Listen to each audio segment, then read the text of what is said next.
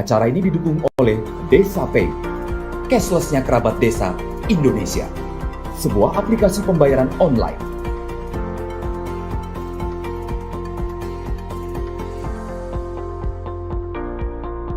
Di Desa Pay, kita akan mendapatkan update berita desa dari TV Desa.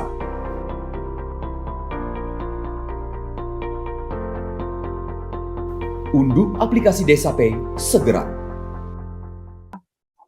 Kalau prinsip rekognisi dan subsidiaritas dipraktekkan oleh pemangku kebijakan di atas, lalu seperti apa ini undang-undang desa yang bisa kami sebagai peluang atau sebagai peluang desa yang diberikan kewenangan penuh. Tetapi ketika pemerintah pusat pun sendiri seperti itu, lalu apa yang bisa kami lakukan sebagai pendamping desa? Mungkin seperti itu saja.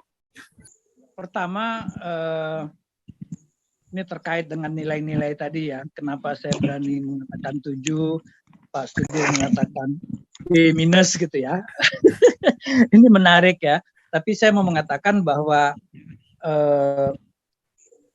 kalaupun ya secara teks, secara formal, pemahaman atau praktik dari pemerintah pusat seperti yang kita lihat sekarang gitu ya.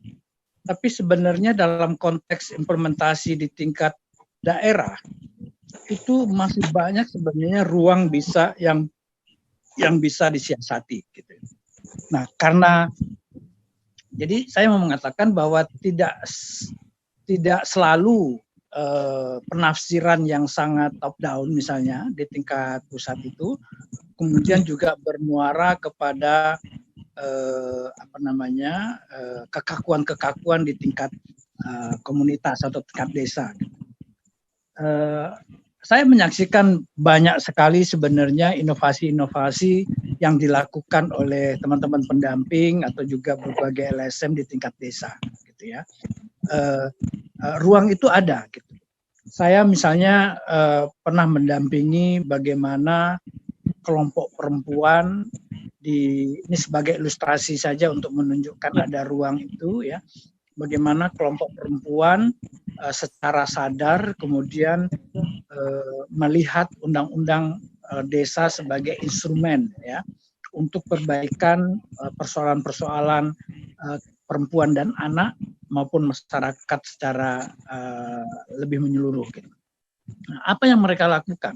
Mereka lakukan adalah memahami sesungguhnya semangat dari undang-undang desa itu sendiri. Gitu. Jadi tidak hanya membaca paham dari pasal per pasal begitu, tetapi juga memahami sebenarnya filosofi cara-cara pikir yang mungkin tidak tertuangkan secara naratif di dalam undang-undang desa sendiri. Makanya diskusi seperti malam ini menurut saya menjadi sangat penting untuk melihat atau merasakan atau menyaksikan ada hal-hal yang tidak tertulis tadi. Gitu. Nah, karena kemudian kelompok perempuan tadi itu masuk ke dalam hal seperti itu, tidak hanya tentu memahami pasal per pasal sangat penting gitu ya, tapi lebih penting lagi memahami apa yang ada di balik pasal-pasal itu. Nah, apa yang terjadi di Poso?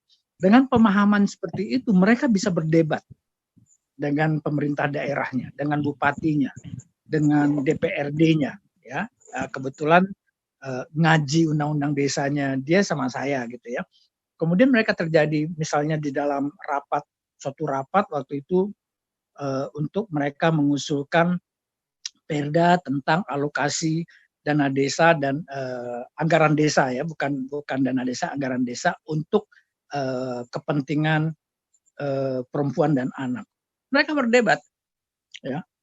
Nah, akhirnya terjadi dialog-dialog yang sebenarnya membuat kadangkala bahkan aparatur di tingkat katakanlah di dinas BPD dinas desa lah, salah satu yang mengurus desa di tingkat kabupaten itu, yang pernah saya menyaksikan begini, itu saya mendengar ini kemarin kami dari BIMTEK. Kami baru saja pulang dari bimbingan teknis yang diselenggarakan oleh Balai di Makassar. Si ibu-ibu tadi itu berdebat dengan cara yang lain. Wah, kami juga punya BIMTEK.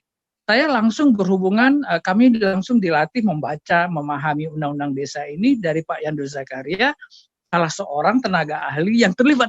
Jadi dialog-dialog seperti ini, menurut saya ruang-ruang seperti ini tuh bisa dioptimalisasi sebenarnya oleh teman-teman pendamping gitu. Jadi seperti yang saya katakan tadi bahwa kalaupun secara teks sepertinya kelihatan sangat kaku, tapi dalam praktik tingkat lapangan negosiasi itu juga sangat terjadi. Memang intinya kemudian adalah keberanian di tingkat kepala desa, di tingkat satu sisi, dan juga para aparatur di tingkat di tingkat daerah gitu. Jadi saya melihat bahwa kalau tadi pertanyaannya adalah strategi, saya melihat bahwa mari kita kembali ke roh dari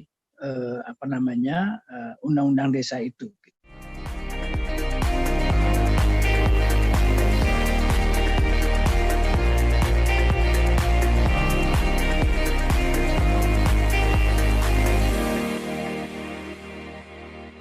Acara ini didukung oleh Desa Pay, cashless-nya kerabat desa Indonesia, sebuah aplikasi pembayaran online.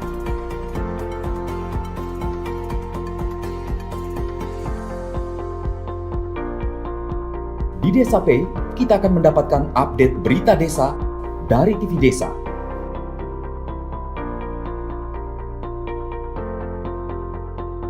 Unduh aplikasi Desa Pay segera.